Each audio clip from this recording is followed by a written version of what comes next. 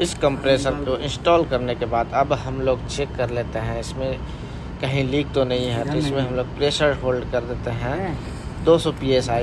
उसके बाद leak check करते हैं तो लीक हम लोग को कहीं नहीं मिलता है। पूरा बढ़िया तरह से चेक कर लिए हैं और लीक कहीं नहीं मिला। अब इसमें हम लोग इसका प्रेशर निकाल कर वैक्यूम करके गैस डाल देंगे और फिर यूनिट को चालू कर देंगे। तो आप लोग इस चैनल में नए आए हैं तो इसे सब्सक्राइब कर दें और वीडियो को लाइक और शेयर कर दें नए अपने नए टेक्नीशियन भाइयों के पास, ताकि मैं इस तरह का वीडियो डालता रहूँ।